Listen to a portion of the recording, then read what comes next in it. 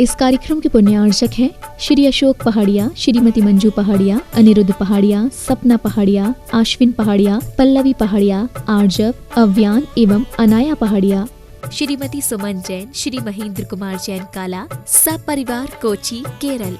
Doctor PN Jain, Tata memorial hospital, Seema Jain, Pranjal एवं doctor Toshita Jain, Mumbai. Neeta, Jaya, Divya एवं प्रियांशी जैन।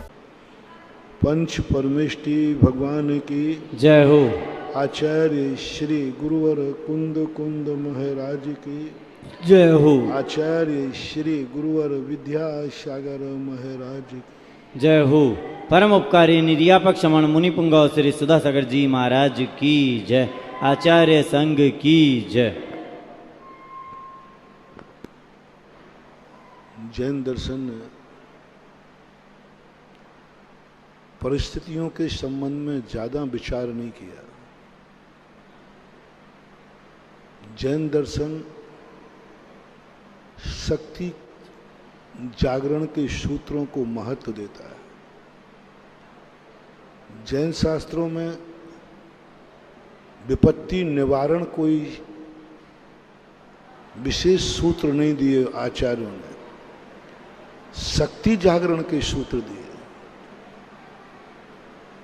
मैंने जब मुनियों की चर्या को देखा, पूरे शास्त्रों में मुनि महाराजों को संकट निवारण करने की कोई साधना नहीं बताई, उपसर्ग दूर करने के लिए कोई मंत्र नहीं बताया, जीवन रक्षा कवच कुछ दिया ही नहीं। बड़ा पहला दर्शन है विश्व का। संसार के जितने दर्शन हैं, हर दर्शनकार ने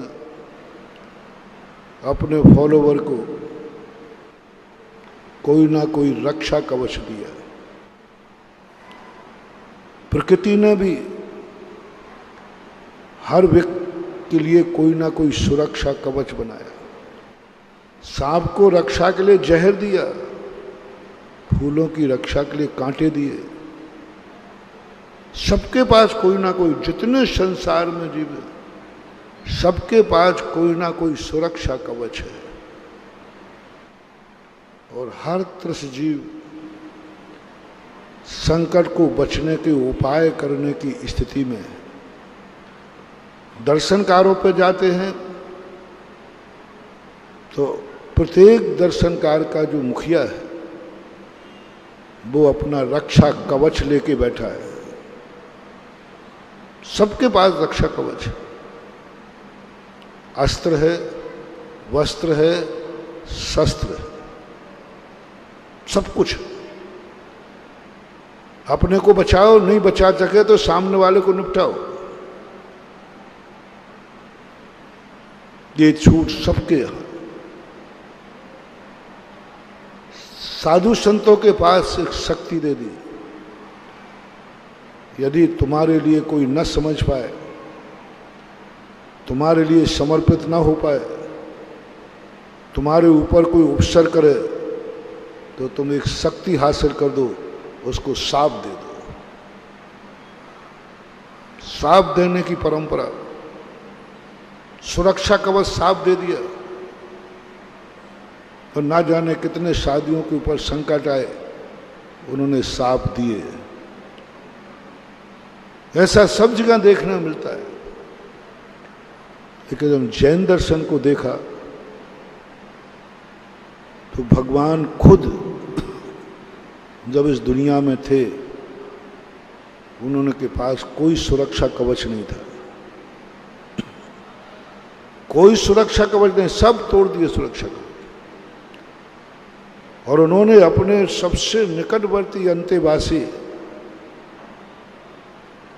मुनियों के लिए, जो उनके लघुनंदन थे, अरहंत भगवान के मुनि महाराज लघुनंदन पुत्रवत होते हैं। और पुत्रवत ऐसे मुनियों के लिए कोई सुरक्षा का इंतजाम नहीं किया। जिन जिन चीजों से सुरक्षा होती थी, वे सारी चीज़ों का त्याग करा दिया, सब चीज़ों का, मकान का, परिवार का, धन का, दौलत का। अंत में जाकर के एक सुरक्षा कवच था, मैं अपनी शक्ति का प्रयोग करूंगा। दृष्टि विष नाम की रिद्धि, कहां लगता था कमठ, आंख भी नहीं उठा सकते थे, इतनी ताकत है, अंधा हो जाएगा, तुरंत किलित कर देंगे, तुरंत भस्म कर सकते। लेकिन जैन दर्शन ने वह शस्त्र भी छीन लिया। तुम मर सकते हो, मार नहीं सकते। तुम कष्ट उठा सकते हो, दूसरे को कष्ट में नहीं डाल सकते। मरो, मर जाओ, लेकिन दूसरे को कष्ट नहीं दे सकते। वो मुझे कष्ट दे रहा है तो भोगो, वो मुझे मार डालेगा तो मर जाओ। क्या है महावीर की साधन? महावीर का भक्त बनने वाले सुनो कान खोल करके।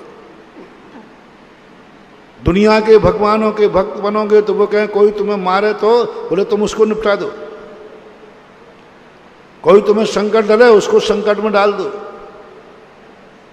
और महावीर स्वामी कहते हैं कोई तुम्हें मारे तो मर जाओ, लेकिन स्वप्न में भी मारने का भाव मत करना। क्या करें? अलौकिक दर्शन, अनुपम दर्शन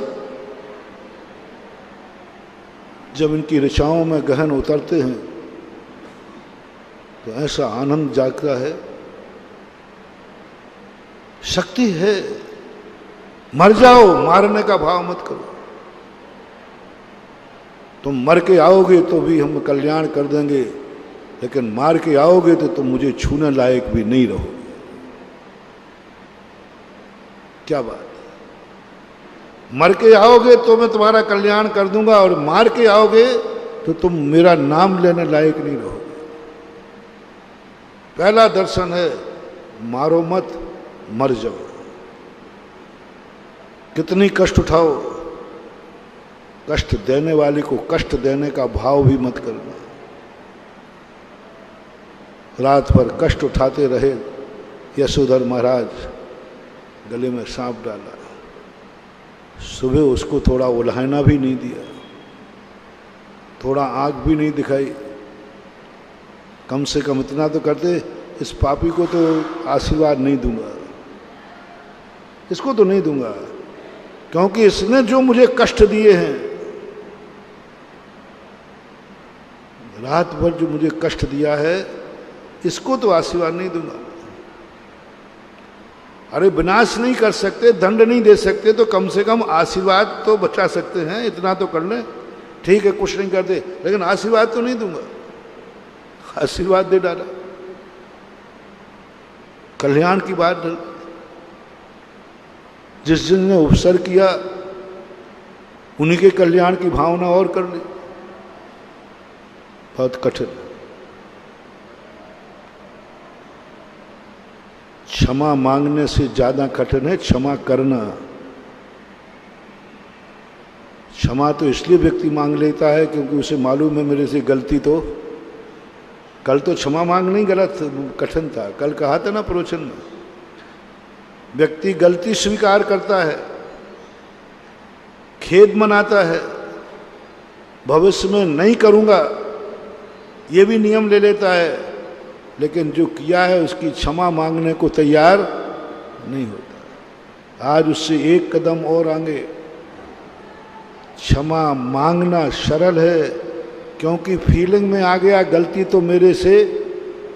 किसी को आपका पैर लग जाए तो आपने कहा भैया पैर लग गया, आई एम सॉरी, क्षमा कर, क्षमा मांग, कोई गलती का एहसास है। और यदि दूसरे का पैर लग जाए, समझना भैया तुम जा रहे थे, तुम्हारा पैर किसी को लग गया, क्षमा मांगने में कितनी देर करोगे? सज्जन पुरुष की बात करो। दुर्जन तो कहेगा लग गया तो लग गया, मैं क्षमा तो नहीं मांगता। सज्जन कितनी देर लगाएगा? अब दूसरे का पैर तुम्हें लग गया, हमने ये सॉरी कहते हुए तो देखा है, कि तुम्हारा पैर किसी को, भैया आई एम सॉरी, अब किसी का पैर तुम्हें लग गया और वो सॉरी मांगने के पहले तो कोई बात नहीं भैया सॉरी, क्षमा कर दो ना। क्षमा करना बहुत कठिन है, बहुत कठिन। और महावीर स्वामी का सबसे बड़ा सूत्र था, उन्होंने अपने श्रवण से क्षमा नहीं मंगवाई, एक बार क्षमा मंगवा दी दीक्षा के समय, एक बार क्षमा मंगवाई। सबसे क्षमा मांगो तुम, क्योंकि आज के बाद तुम अपराध का त्याग कर रहे हो। फिर उसके बाद क्षमा मांगने की कोई चर्चा नहीं आई, कोई चर्चा नहीं। पर वो समाधि के समय एक बार कह देते, लेकिन पूरे जीवन भर उन्होंने कहा अब क्षमा नहीं मांगना, क्योंकि तुमसे तो अब गलती होने वाली नहीं है, लेकिन दुनिया तुम्हारे प्रति गलती करेगी। तुम तो किसी को नहीं मारोगे, लेकिन दुनिया तुम्हें मारेगी। तुम तो किसी को गाली नहीं दोगे, दुनिया तुम्हें गाली देगी। तुम तो किसी का अपमान नहीं करोगे, दुनिया तुम्हारा अपमान करेगी। तुम तो किसी का बुरा नहीं विचारोगे, दुनिया तुम्हारा विचारेगी। तुम तो किसी के कांटे नहीं बनोगे, दुनिया तुम्हारा कांटा बनेगी। तुम तो किसी के दुश्मन नहीं बनोगे, दुनिया तुम्हारी दुश्मन बनेगी। अब जीवन भर साधु को साधना करना है क्षमा करने की। क्षमा मांगने का तक श्रावक की शोभा है। श्रावक को कहा क्षमा कर पाओ या ना कर पाओ, लेकिन गलती होने पर क्षमा जरूर मांग लेना। अविरत सम्यक दृष्टि है ना, मान कसाई है। क्षमा करना उसके आचरण में नहीं। क्षमा मांगना सम्यक दर्शन का प्रतीक है, और क्षमा करना सम्यक चारित्र्य का प्रतीक है। अविरत सम्यक दृष्टि क्षमा नहीं करता, लड़ पड़ता, तूने मुझे किया मैं दांत तोड़ दूंगा,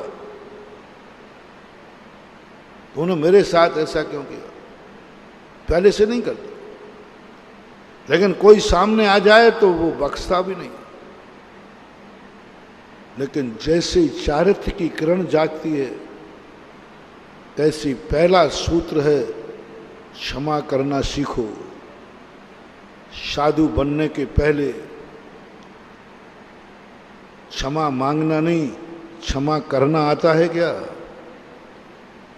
किसी ने तुम्हारे प्रति एक अशब्द शब्द बोल दिया, रात भर नींद नहीं आती, उसका कितना बुरा विचारते हो? जिसने तुम्हारे प्रति बुरा किया कैसा भाव आता है? फॉर एग्जाम्पल, कहीं तुम क्षमा मांगने की स्थिति आ गई, गलती कर दी, लेकिन आपको किसी ने ठग लिया। आप एक कपड़ा लेके आए 1000 रुपये,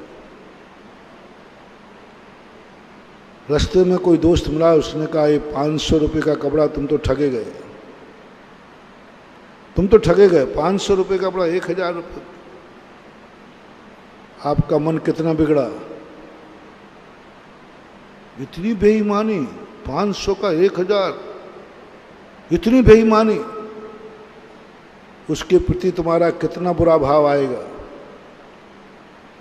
ये लाखों पे भी जा सकता है, करोड़ों पे भी जा सकता है। उसने डबल ठग लिया, उसका नाश हो जाए, उसका सत्यानाश हो जाए, उसकी दुकान में आग लग जाए, अब वो पता नहीं क्या क्या करोगे। और ये और पता चल जाए कि जिस व्यक्ति ने ठगा है वो महाराज जी का भगत है, तो तुम क्या करोगे? बोलो। तुरंत महाराज जी को बताता हूं, महाराज जी बताओ आपका धर्म क्या बोलता है? 500 का माल 1000 रुपये में इतना बेचना चाहिए क्या, ठगना चाहिए? तो भैया बताओ मैं उसके क्या कहूँगा? हाँ कह दूं कि ना कहूँ कि नहीं करना चाहिए? ठगना ठीक है या नहीं ठगना ठीक है? मुझे उसके साथ होना पड़ेगा। हाँ उसने गलती की, ऐसा नहीं करना चाहिए। मुझे यही कहना पड़ा। और सारी दुनिया यही कहेगा, हाँ बिल्कुल गलत है, सब दुनिया कहेगा, आप उसको क्षमा नहीं करेंगे। अब आपकी बारी है। आपके यहां कोई शराबी की दुकान है और आपके दिन भर उस शाम को एक ऐसा व्यक्ति आया जो 50,000 का माल 1 लाख में ले गया। अब आपकी हालत क्या है? अब आपका क्या परिणाम बन रहा है? खुशी, आनंद, घर में खुशियां। अरे भाई आज 50,000 का माल 1 लाख में। ये है असंयमी गृहस्थ का परिणाम। स्वयं ठगा जाए तो गालियां देता है, अभिशाप देता है, और स्वयं ठग ले वे तो खुशियां मनाता है। सूत्र दे रहा हूं, स्वयं ठग लो, स्वयं झूठ में सफल हो जाओ, स्वयं दूसरे को मारने में सफल हो जाओ, स्वयं चोरी में सफल हो जाओ, स्वयं विचार में सफल हो जाओ, स्वयं परिग्रह कमाने में सफल हो जाओ, तो आपको कैसा लग रहा है? पाप की सफलता पूछ रहा हूं, कल कहा था मैं,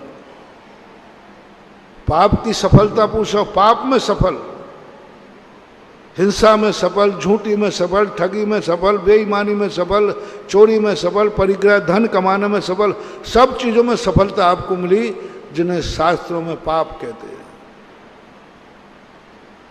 मैंने कल कहा था, घबराना मत, मैं इन पापों का तुमसे त्याग नहीं कराऊंगा। जिनवाणी ने भी कहा, त्याग मत कराना इनका पापों का। आप ग्रस्तों के अंदर पाप त्याग नहीं कराऊंगा मैं तुमसे, कर भी नहीं पाओगे, करना भी नहीं, और मैं कराऊंगा भी नहीं। जिस दिन मैं तुम्हारे पाप त्याग कराऊंगा उस दिन सीधा मुनि बनाऊंगा।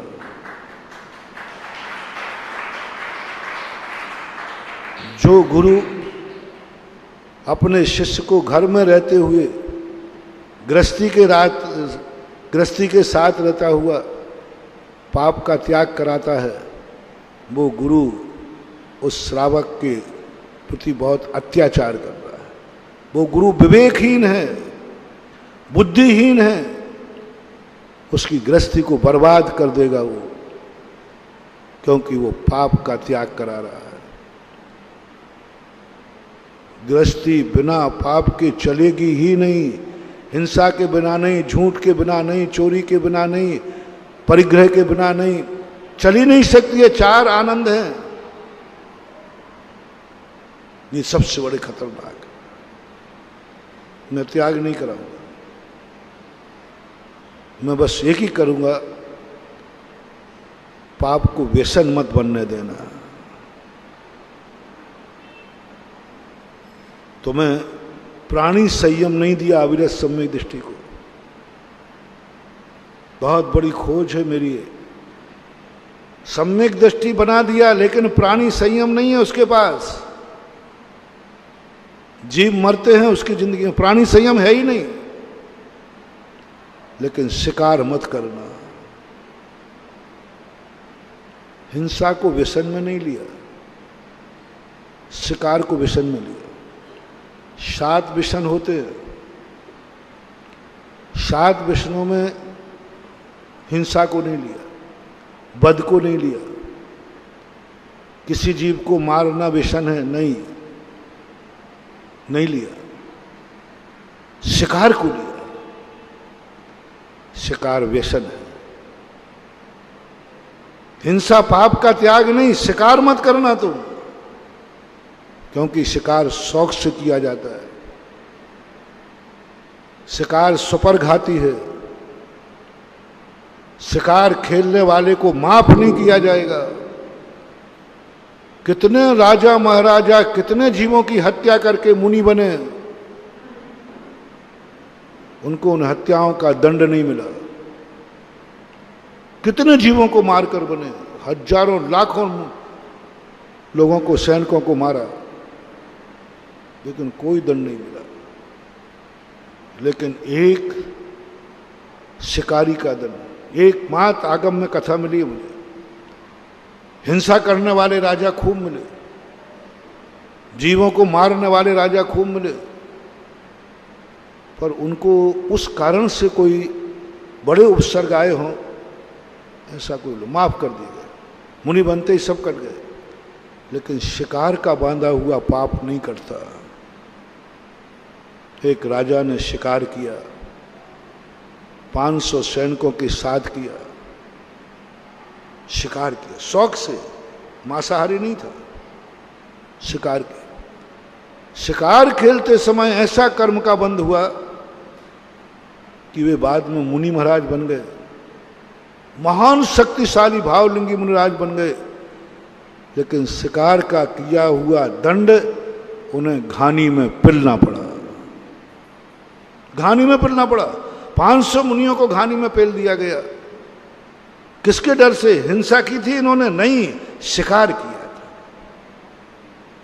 इसलिए सप्तविष्णुओं में हिंसा को नहीं लिया, सप्तविष्णुओं में हिंसा को नहीं लिया, शिकार को लिया।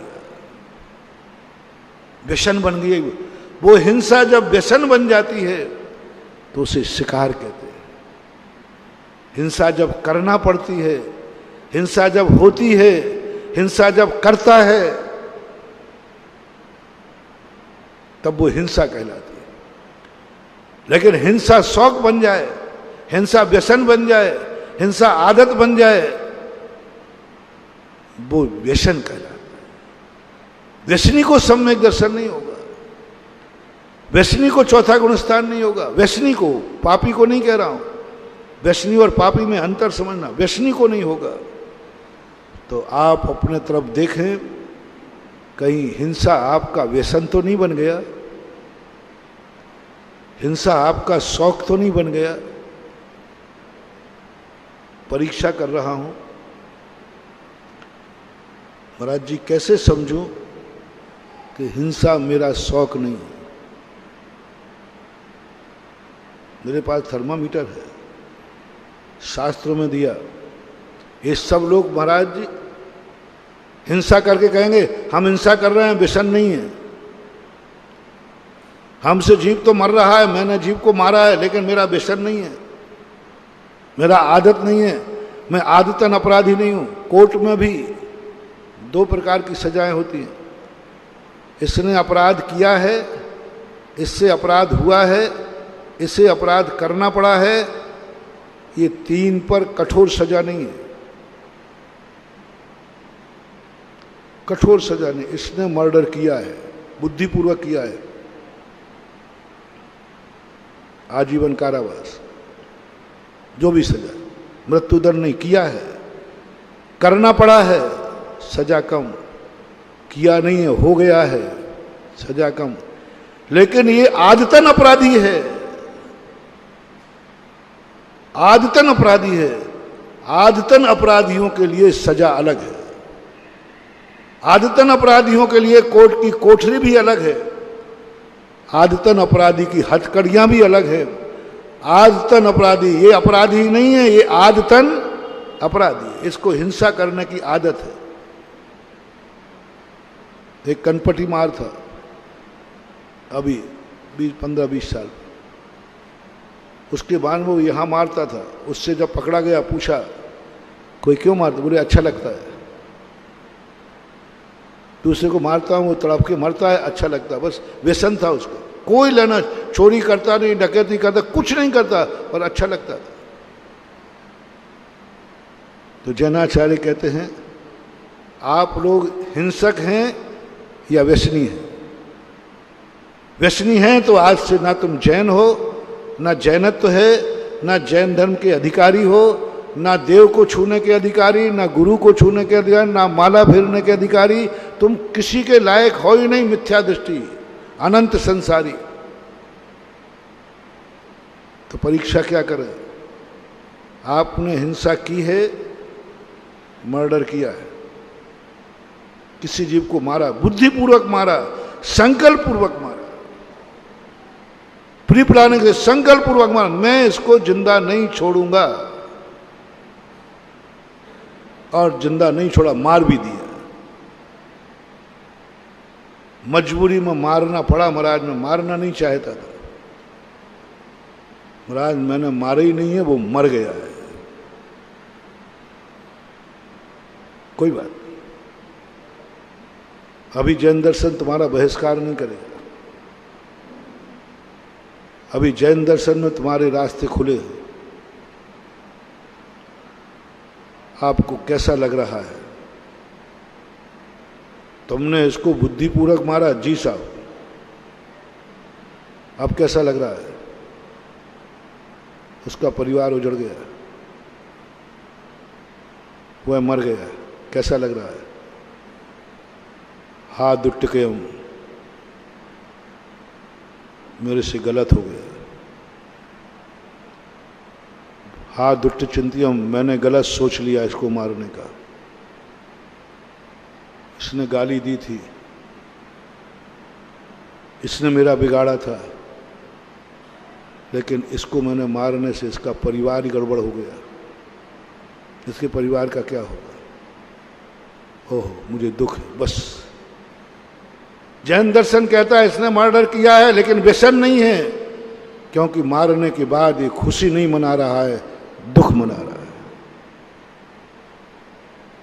योद्धा लोग इतने जीवों को मारने के बाद भी हत्यारे नहीं कहलाते थे, क्यों? जिसको मारते थे उसी की अर्थी में जाते थे, उसी के बैठने जाते थे, उसी के मरने पर रोते थे, रोते थे। जब जच्चे सैनिक राजा जब सेनाओं की मृत्यु सैयाएं देखते थे, रोते थे, हाथ दुट के, मैंने कैसा किया? पाप होने के बाद की फीलिंग है, पाप तुम करते हो, होते हैं, लेकिन पाप करने के बाद की फीलिंग क्या है? यदि फीलिंग तुम्हारे लिए, आपके लिए थर्मामीटर दे रहा हूं, फीलिंग करने के बाद तुम्हें आया, मजा आ गया, अब मैं ऐसे ही करूंगा, बस आपका व्यसन हो गया। झूठ बोलने में आप पारंगत हैं, कोई बात नहीं, झूठ बोलो, बोलना पड़ेगा तुम्हें, रह ही नहीं सकते गृहस्थी बिना झूठ के। झूठ बोलने के बाद कैसा लगा? तुमने 50,000 का माल 1 लाख में बेचा, कोई बाधा नहीं, कोई बाधा नहीं। 50,000 का 2 लाख में बेचो ना, कोई बाधा नहीं। अभी पाप कर रहे हो तो पाप है, ये ठगी है, ये पाप है। 50,000 का माल तुम 2 लाख में बेचा, ये पाप है। ठगने के बाद कैसा लग रहा है? मैं कुछ नहीं कहूंगा, संक्षिप्त में, ठगे जाने पर जैसा लगा था, ठगने पर शाम को वैसा ही लगना चाहिए। जाओ छूट। जब तुम ठगे गए थे तब कैसा लगा था? कैसा लगा था? महाराज के पास तक भी आए थे, महाराज वो आपका भगत, हमें ठग लिया। महाराज के पास आए, भगवान के पास गए, दिन भर में कितने लोगों से कहा आपने, देखो संसार ऐसा है, 1000 रुपये का 500 का माल 1000 में दिया, दिन भर कहोगे, रोटी नहीं खाई जाएगी, घर में मन नहीं लगेगा, क्योंकि आज तुम ठगे गए। कोई बात नहीं, ठगा है, दुख होना ही चाहिए। मैं कुछ नहीं कह रहा हूं, जिस दिन तुम किसी को ठग लो, ठगोगे तुम, बस चेहरा उतर जाए, घर जाओ रोटी खाओ, नहीं आज भूख नहीं है, क्यों? आज मैंने किसी को ठग लिया है। जब मैं ठगा गया था तो मुझे कैसा लगा था, जिसको मैंने ठगा है उसको कैसा लगेगा, कैसा लगेगा उसको? जिस दिन पता चलेगा उसको कैसा लगेगा। बस इतनी सी फीलिंग करना। जैन दर्शन बहुत उदार है, फीलिंग पे दर्शन है। अभिलष सम्यक दृष्टि ग्रस्त को इतनी छूटे हैं वीआईपी। महात्मा ने कहा आप तो फीलिंग बता दो, तुम जो करते हो करो, उसको कैसा लगेगा। मेरे 500 ठगे थे तब मेरा क्या हाल था, मैंने 50,000 ठगे हैं, उसका क्या हाल होगा। बस फीलिंग तद्रूप हो जाओ, अपनी घटना पे उतार लो। खुशी नहीं, पैसा वापस करने के लिए नहीं कह रहा हूं, फीलिंग। हाँ दुट के हम, कैसा लगेगा उसको। 500 ठगने पर मैंने 4 बद्दुआएं दी थी और मैंने 50,000 ठगे हैं, वो कितनी बद्दुआएं देगा। और जैसे ठगे जाने पर तो महाराज के पास आए थे, महाराज जी ऐसी है दुनिया, आपके भगत ऐसे हैं। बस ठग लेने के बाद भी शाम को गुरु के पास आना, गुरु महाराज आपका भक्त होकर के इतनी बेईमानी की है मैंने। इस ठगने वाले के लिए आपके पास क्या सजा है। बस यहीं से जो शुरू होता है तप। ठगे जाने पर तो दुनिया रोकते हुए आती है, ठग लेने पर रोते हुए आ जाए तो उसका नाम सम्यक दृष्टि है। बस इतनी सी बात। ठगे जाने पर तो दुनिया रोती आती, महाराज मैं लुट गया, इसने ये कर दिया, इसने ये कर दिया।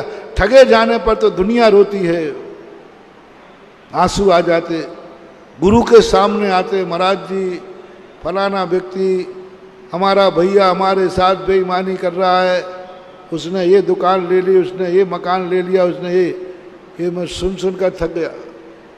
किसकी? और कई बार तो बेटे आ जाते, महाराज जी मेरा बाप मेरे साथ बहुत बेईमानी कर रहा है, मेरा बाप है, मेरी मम्मी है, लेकिन मेरे लिए बहुत परेशान कर रहा है, कुछ भी नहीं दिया। बताओ ऐसे मम्मी पापाओं का, माँ बाप का क्या दुर्गति होगी। मेरे पास आते, महाराज थोड़ा इन बाप लोगों को समझाओ। मम्मी पापा मेरे साथ ये दुर्व्यवहार कर रहे हैं। ऐसे परिणाम भाई भाई में आ जाता है। पति पत्नी की शिकायतें लेके, महाराज जी मेरी पत्नी ऐसी है, मेरा पति महिलाएं आती, महाराज मेरा पति ऐसा है। पर ऐसे लोग कभी नहीं आए। महाराज मैंने दूसरे के साथ ऐसा व्यवहार किया, ऐसा रोता हुआ कितने लोग आते। मेरे साथ ऐसा दुर्व्यवहार हुआ, ऐसे रोने वालों की कमी नहीं है। हर आंख में आंसू भरा है, हर आंख में आंसू टपकता है, क्योंकि मेरे साथ ऐसा किया। किसी का अपमान हो जाए, ठेस लग जाती, फड़फड़ा जाता, महाराज मेरा अपमान हुआ है, मेरा भी कोई स्वाभिमान है कि नहीं। ये भाव आते हैं कि नहीं? महाराज मेरा भी कोई स्वाभिमान, ये अपनी कमजोरी नहीं है, मैं इसको निषेध नहीं करूंगा। सबसे बड़ी कमजोरी है कि तुमने दूसरे के साथ जो दुर्व्यवहार किया उसकी फीलिंग कभी हुई?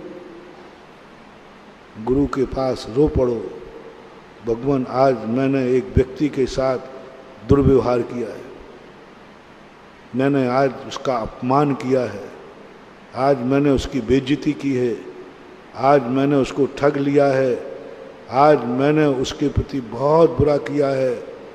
और बस उसी समय तुम्हारे आंसू टप टप करके गिर रहे हैं। दोनों की मैचिंग करो। दोनों व्यक्ति बैठे हैं, एक कह रहा है महाराज मेरे साथ बहुत दुर्व्यवहार हुआ है, मेरे साथ लोगों ने बहुत गलत किया है, मेरे साथ अत्याचार हुआ, महाराज सुनो मेरी कहानी, मैंने किया है। और रो पड़ा। और ऐसा ही दूसरा व्यक्ति, महाराज मैंने दूसरे के साथ ऐसा अत्याचार किया है, मेरी मति मारी गई, मैंने बहुत बुरा किया, उसका बहुत बुरा बेचारा, और उसकी आंख में भी आंसू आ रहे। दोनों रो रहे हैं, लेकिन दोनों में अंतर कितना है? बोलो कितना अंतर है। रो दोनों रहे ना, दोनों की आंख में आंसू है ना, फोटो उतारो बराबर आएंगे, लेकिन अंतर कितना है भैया, जमीन आसमान। ये एक सम्यक दृष्टि है, पाप छोड़ा नहीं है, पाप करने के बाद फीलिंग सम्यक दर्शन का प्रतीक है। मैंने तो यही तो सोचा, राजा शनक को सम्यक दर्शन कैसे हो गया, मात फीलिंग। मैंने ऐसे साधु के प्रति गलत किया, आलोचना करने लगा, अभी तत्व का उपदेश नहीं हुआ। मैंने ऐसे साधु के प्रति, मैंने रात भर इनको कष्ट दिया, मैंने गले में सर्प डाला, और मुझे अभिशाप भी नहीं दिया बल्कि आशीर्वाद, मारने वाला और बचाने वाले को बराबर। महारानी छेलना बचाने वाली, मैं तो मारने वाला हूं, लेकिन दोनों को बराबर।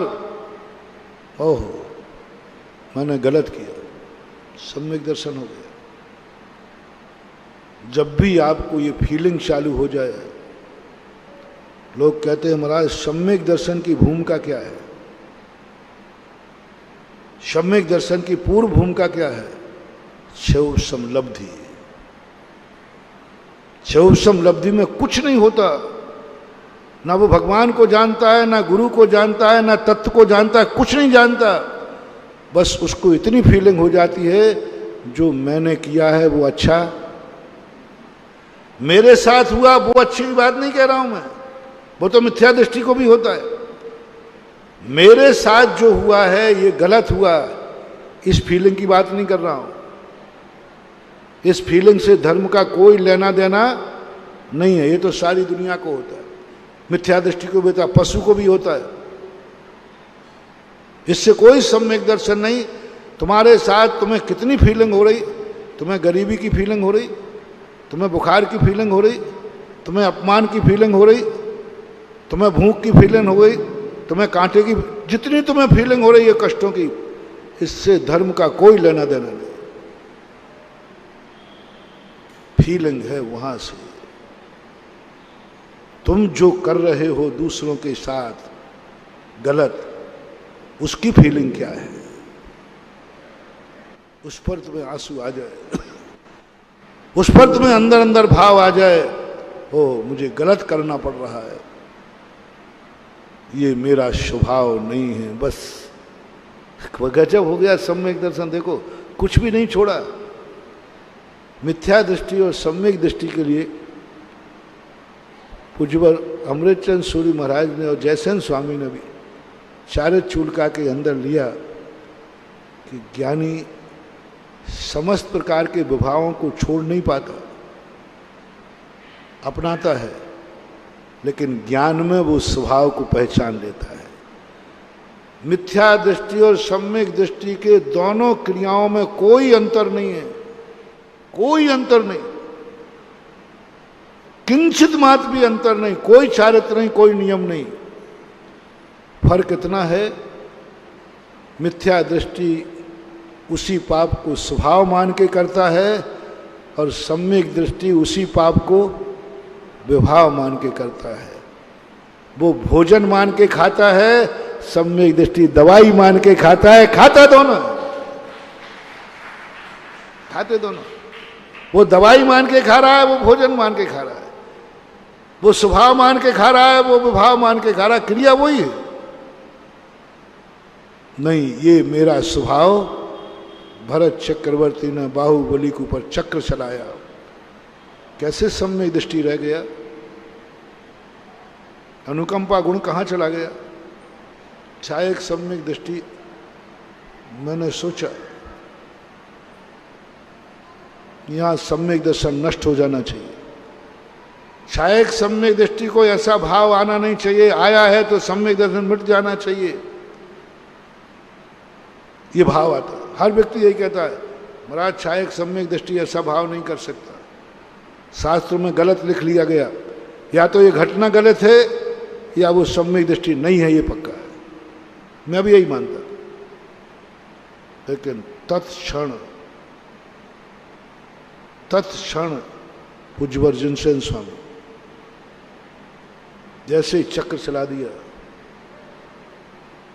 जो मंत्रिमंडल थे उन्होंने कहा राजन ये क्या किया आपने, करना चाहिए। लेकिन चलाने के बाद वो सम्यक दृष्टि कैसे बना रहा। मंत्रियों ने कहा राजन ये क्या किया आपने, क्या ये करने योग्य था। चक्रवर्ती ने ये नहीं कहा तुरंत, मैंने ठीक किया, मैंने ठीक किया, कोई गलत नहीं किया।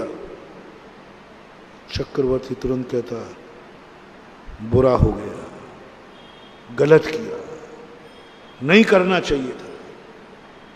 बस बरसों के बाद ये बात समझ में आया, बरसों के बाद समझ में आया।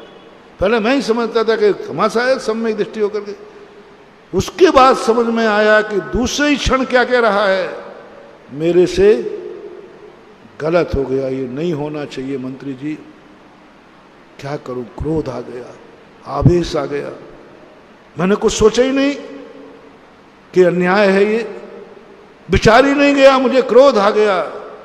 तुरंत भरत चक्रवर्ती की आंख में आंसू आ गए, तुरंत पश्चाताप में चला गया, मेरे से गलत हो गया, मेरे से गलत हो गया। आप उसके पश्चाताप की बात पढ़ो, पश्चाताप की बात पढ़ो। भरत बाहुबली की लड़ाई तो तुमने देखी है, लड़ाई तो तुमने सुनी है, उनका युद्ध तो तुमने सब जगह पढ़ा है, लेकिन युद्ध के बाद की दशा पढ़ो, जिसकी चर्चा मैं 2 दिन से कर रहा हूं। गजब का चित्रण, गजब। उधर भरत छाया एक सम्यक दृष्टि था, वो रोने बैठ गया, मंत्रियों से कहता हाँ मेरे से गलत हो गया प्रभु, मेरे से गलत हो गया, मैंने चक्र चला दिया। अरे चक्र क्या, मुझे युद्ध ही नहीं करना चाहिए था। बड़ा भाई पिता के समान होता है, और आज मैंने सारी सभा के सामने उसको अपमानित करके ऊपर उठा दिया, पराजित कर दिया। क्या मैंने बहादुरी का काम किया, मैंने ये अच्छा काम किया। बाहुबली फूले नहीं, देखा चक्रवर्ती को निपटा दिया। तुम होते तो क्या करते भैया, बताओ तो सही। बाहुबली के मन में निपटा तो दिया, एक क्षण भी ये भाव नहीं आया विजय का, मैं वो बाहुबली हूं, चक्रवर्ती को निपटा दिया। कहां लगता है मेरे सामने थे, एक क्षण को विजय का उन्माद तो मना लेता, एक क्षण तो विजय का आनंद मना लेता। विजय उन्माद होना चाहिए था। सेना जय जयकार बोल रही है, जनता जय जय बाहुबली बोल रही है, और बाहुबली आंख में आंसू भर गया। हा दुष्टकयम, मैंने बुरा किया। वो 99 भाई मेरे अच्छे थे, जो भाई का सामना करने की अपेक्षा दीक्षा लेके चले गए। मैं क्यों नहीं चला गया पापी, मैंने से दुष्ट ऐसा क्यों हुआ, मैं भी दीक्षा ले लेता उसी समय, तो आज भाई का अपमान नहीं होता। आज भरत चक्रवर्ती का मैंने अपमान किया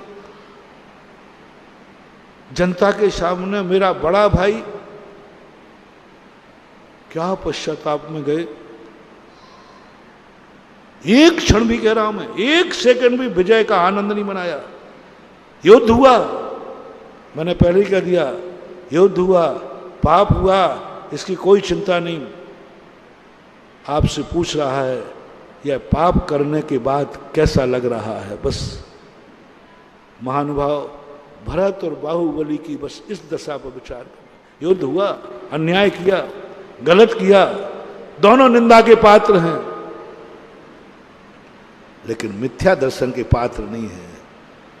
क्योंकि उस समय बाहुबली यदि आनंद मना लेता, खुशियां मनाता और आनंद से फूला नहीं समाता, ओ मैंने ये कर डाला, तो जरूर मेरी दृष्टि से तो चाहे छायक सम्यक दर्शन भी क्यों ना हो, वो भी डगमगा जाता है। दूसरे क्षण क्या निंदा में गया, ऐसी निंदा में गया, ऐसी निंदा में गया कि पोदनपुर ना जाकर के वनवास की तरफ से धिक्कार है ऐसे संसार को। जो मैंने भाई से झगड़ा कर लिया, मैंने नहीं समझा कि ये चक्रवर्ती कितना अपमान, अंतो अंतो निजम। उधर बाहुबली पश्चाताप में डूब रहा है, वो विजय का आनंद नहीं मना रहा है। इधर भरत चक्रवर्ती चक्र चलाने के बाद रोने बैठ गए। देवताओं ने जय जयकार की, चारों तरफ लड़ाई हो तो ऐसी हो, पश्चाताप हो तो ऐसा हो। चलो मैंने तो कहा था, लोग जब कहते महाराज जी संपत्ति के लिए हमेशा से लड़ाई होती आई भाई भाइयों में, आपके भरत बाहुबली को देख लो, तीर्थंकर के बेटे। हम लोग ऐसी बात नहीं, मैं ही प्रवचन नहीं देता हूं। अरे आप लोग हमें ऐसे प्रवचन दे के जाते हो, अरे आगम बता दे महाराज आपने शास्त्र पढ़े। हम कई बार प्रवचनों में कहते ना भाई भाई लड़ा मत करो रे धन दौलत के लिए, तो बात महाराज जी आप हमें मिथ्या दृष्टि कहते, अज्ञानी। भरत बाहुबली कौन थे, वे लड़े थे कि नहीं? अरे मैंने कहा ये तो बड़ा ज्ञानी आदमी है, पर उनसे कहता हूं लड़े थे। चलो मैं पब्लिक ही कहता हूं, भाई भाई जो हो दोनों लोग एक एक पाई के लिए लड़ना, जम के लड़ना। चक्र रत्न तुम्हारे पास है नहीं, एक कौड़ी भी में छोड़ना, जम के लड़ना। भाई भाई को धन संपत्ति के लिए लड़ने की छूट है आज के प्रवचन में। वार्षिक निकल जाएगा अभी, लेकिन वार्षिक चढ़ने के बाद बात की बात भी पढ़ लेना, बस वहीं गड़बड़ होती है। दोनों लड़ेंगे, चलो मेरे सामने लड़ेंगे, चलो मैं निर्णायक बनूंगा, मजा आएगा। भरत बाहुबली जैसे कुश्ती लड़ो ना, तो सही में मैं भी देखने आऊंगा। हालांकि कुश्ती हमारा देखने का त्याग है, वही लड़ वड़ाई नहीं देख, लेकिन भरत बाहुबली जैसा युद्ध हो तो आऊंगा मैं। थोड़ा मुझे शौक भी है इस चीज का, कैसा लग रहा है, फीलिंग कैसी हो रही है। दोनों के पश्चाताप देखो। भरत को क्रोध नहीं आया, इस भाई ने मेरा अपमान किया है। जब बाहुबली को केवल ज्ञान होने की स्थिति आए नहीं हुई तो लोगों ने कुछ कह दिया। भरत ने उसी समय क्षमा मांग ली, बाहुबली को रोका, बाहुबली मत जाओ, गलती तुम्हारी नहीं मेरी है, मेरी है।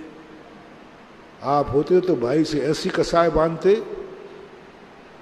उसने मेरा अपमान किया, मुझे हराया है, चक्रवर्ती होकर के मुझे ऊपर उठा लिया इसने। नहीं, बाहुबली जब पता चला तो बाहुबली को नमस्कार करने पहुंच गए, बाहुबली के चरणों में बैठ गए। हे महामुनिराज, इसमें तुम्हारी क्या गलती, सारी गलती मेरी है। और बाहुबली पश्चाताप कर रहे हैं, सारी गलती मेरी है। इसलिए अपने किए हुए पाप को महसूस करो कि हाथ उठ के हम तुम सम्यक दृष्टि हो, बस इतनी सी बात है, उसको मान लो, फीलिंग करो। जो पाप है वो पाप ही रहेगा, बस इतना सा कह दो, जो मैंने कर रहा हूं, जो मैंने किया है, वह सब मेरा स्वभाव नहीं है, नहीं करना चाहिए। इतनी धारणा अंदर श्रद्धा गुण की पर्याय बन जाए, अंदर से परिणति बन जाए, सम्यक दर्शन हो जाएगा। अनंत संसार छूक करके चुल्लू भर रह जाएगा। कुछ नहीं किया, मात्र एक धारणा मन में बनाई, ये पाप मेरे भोजन नहीं औषधि है, ये मेरा स्वभाव नहीं विभाव है, जो मैंने किया है ये ठीक नहीं किया। और उठ के गुरु के पास आकर रो जाओ, आज मैंने महाराज एक पाप किया है, क्या मैंने एक को ठग लिया है, झूठ बोल दिया, तुम्हारे घर में चोरी हो गई, दुनिया रोते हुए आती है, महाराज मैं लुट गया, मैं लुट गया। सब ले गए महाराज। कभी किसी को लूट लो तो रोते हुए आना, महाराज मैंने सामने वाले को सब कुछ लूट लिया। विचार में तुम्हारी मां पर कोई बुरी दृष्टि करे, पत्नी पर बुरी दृष्टि करे, बहन पर बुरी दृष्टि करे, तुम्हारे परिवार का कोई बिगाड़ दे, बोलो कैसा लगेगा? जल्दी बोल दो ना, कैसा लगेगा? बहुत बुरा लगेगा। मार डालो उसको। और तुम्हें ये और पता चल जाए कि जिसने बुरी दृष्टि डाली है वो महाराज का भगत है, तुम एक मिनट नहीं लगाओगे, महाराज जी जो आपका कमंडल पकड़ा ना, ये जो आपके साथ है ना, ये जो आपको गुरु मानता है ना, ये इतना बड़ा पापी है,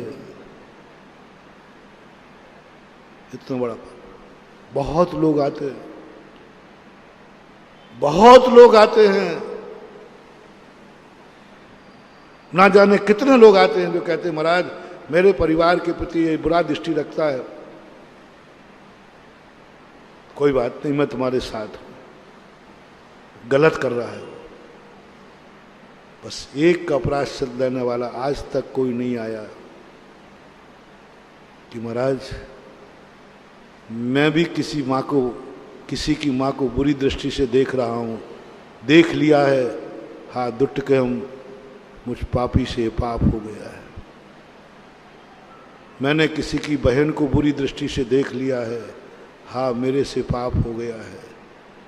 मैंने किसी की पत्नी को बुरी दृष्टि से देख लिया है, हाँ मेरे से पाप हो गया है। इसके लिए कितने लोग गुरु के पास आते हैं। तुम्हारे ऊपर हो गया वो तो आए, तुम्हारी किसी महिला के ऊपर बुरी दृष्टि डाल दी, तुम्हें सहन नहीं हुआ, ये कोई बड़ी बात नहीं है। ये तो पापियों को भी सहन नहीं होता, मिथ्या दृष्टियों को भी सहन नहीं होता। कोई किसी के परिवार के किसी महिला पर बुरी दृष्टि डाले, किसी को सहन नहीं होता, ये तो स्वभाव है। यहां अभी धर्म की शुरुआत नहीं हुई, इतनी सावधानी मात्र से आप धर्मात्मा नहीं हो जाएंगे। आप अपनी महिलाओं के संबंध में जानते हैं कि मेरे महिलाओं के ऊपर कोई बुरी दृष्टि नहीं डाले, इसमें आप सावधान हैं, जागरूक हैं। हिटलर शाही है, कोई डालेगा तो आंख फोड़ दूंगा मैं, इसकी बात नहीं कह रहा हूं। इसके लिए तो तुम बहादुर हो, इसके लिए बस इतना सा कह रहा हूं, जैसा तुम्हारे परिवार की महिला पर बुरी दृष्टि डाली, आग लगी, रोना आ गया, घबराहट हो गई, ऐसा ही कभी तुम्हारी आंख, तुम्हारा मन किसी महिला पर उठ जाए, वो किसी की माँ है, किसी की बिटिया है, किसी की बहन है, किसी की पत्नी है, उस समय आपको कैसा लगा? बस यहाँ से सम्यक दर्शन की शुरुआत होगा। बुरा भाव होगा, तुम ग्रस्त हो। मैं ये नहीं कह रहा हूं कि तुम किसी की बुरी दृष्टि से नहीं देखोगे, तुम ग्रस्त हो, देखोगे, तुम्हारा मन काबू में नहीं है। मैं कभी ये नहीं कहता है कि तुम कभी किसी को बुरी दृष्टि से मत देखना, तुम देखोगे, असंयमी हो ना, तुम्हारा मन मचलेगा, तुम्हारी आंख उठेगी, तुम्हारा मन बिगड़ेगा, कोई बात नहीं, बस उसके बाद तुम्हें कैसा लगा? क्या हिम्मत है? वैसे फीलिंग जैसे तुम्हारी महिला के लिए किसी ने देखा था बुरी नजर से, और तुमने आज किसी को देखा है, बस वही अंतो अंतो दज्झामी। क्या हिम्मत है गुरु के पास जाने की? वैसे तो चले गए कि महाराज ये फलाना व्यक्ति हमारी महिलाओं के प्रति बुरे भाव रखता है, गुरु से शिकायत कर दी। तुम्हारी बुरी दृष्टि किसी पर उठ गई तो हिम्मत है, महाराज आज मेरा बुरा हो गया, आज मैंने फलाने को बुरी नज़र से देखा। यदि ये भाव आ गया तो ये तपस्वी हो जाओगे, ये सम्यक दृष्टि हो जाओगे। फीलिंग करो, वही फीलिंग करो। मंदोदरी ने रावण से यही कहा था। जब रावण ने कहा मैं रावण को मारने जा, वो लौट क्यों नहीं जाता है? मैं रावण से युद्ध नहीं करना चाहता हूं, राम लौट क्यों नहीं जाता है? तो मंदोदरी ने कहा कि आपकी पत्नी मैं हूं और मुझे कोई उठा के ले जाए तो क्या तुम लौट आओगे? क्या तुम सोच लोगे कि ले गया तो ले जाने दो, मैं युद्ध नहीं करता हूं? और तुम्हारी मैं पत्नी को यदि कोई उठा के ले जाए, कोई बुरी नजर से देखे, रावण कहता है किसकी मजाल है, आंख निकाल दूंगा। तो मंदोदरी कहती है आपकी पत्नी को कोई उठा ले जाए तो आंख निकाल दोगे, तो वो भी रामचंद्र जी की पत्नी है, वो तुम्हारी आंख निकाल देगा। बस यहीं पर रावण की निंदा हुई। अपनी बारी आई तो आंख निकाल देगा और दूसरे की बारी आई तो कहते लौट क्यों नहीं जाता। ये संस्कार, अभी सम्यक दर्शन नहीं बता रहा हूं, सम्यक दर्शन की भूमिका बता रहा हूं। लोग कहते हैं सम्यक दर्शन होने के पहले कैसा लगता है, अंदर की परिणति कैसी होती है, ये बता रहा हूं। क्षयोपलब्धि में कोई पाप का त्याग नहीं है, लेकिन पाप होते ही बस दुख, हाथ दुट्ट चिंतियम, मैंने गलत किया, मैंने बहुत बुरा किया, मेरी आंखें क्यों नहीं फूट गई, मैं गुरु के पास जाता हूं और बस आज भोजन नहीं करूंगा क्योंकि मैंने गलत कर दिया, मेरे साथ गलत हो गया। इस पर मैं कोई भी आक्षेप नहीं कर रहा हूं, मैंने गलत कर लिया। उसके बाद की फीलिंग बताओ। यही परिग्रह की बात है। परिग्रह खूब जोड़ो, 6 खंड का अधिपति जोड़ो, फीलिंग बताओ कैसा लग रहा है। इस परिग्रह आ रहा है, कमा रहे हो, लेकिन इसके साथ आपके मन में क्या फीलिंग हो रही है, क्या स्थिति आपकी बन रही है, कुछ समय क्या बनाना चाहते हो, उस समय के परिणामों के लिए आप समझो। फिर अपन चर्चा करेंगे। महावीर भगवान की। इस कार्यक्रम के पुण्यार्चक थे श्री अशोक पहाड़िया, श्रीमती मंजू पहाड़िया, अनिरुद्ध पहाड़िया, सपना पहाड़िया, आश्विन पहाड़िया, पल्लवी पहाड़िया, आर्जव, अव्यान एवं अनाया पहाड़िया। श्रीमती सुमन जैन, श्री महेंद्र कुमार जैन काला, सब परिवार Kochi, Kerala. Doctor PN Jain, Tata memorial hospital, Seema Jain, Pranjal एवं डॉक्टर तोशिता जैन मुंबई, नीता, जया, दिव्या एवं प्रियांशी जैन।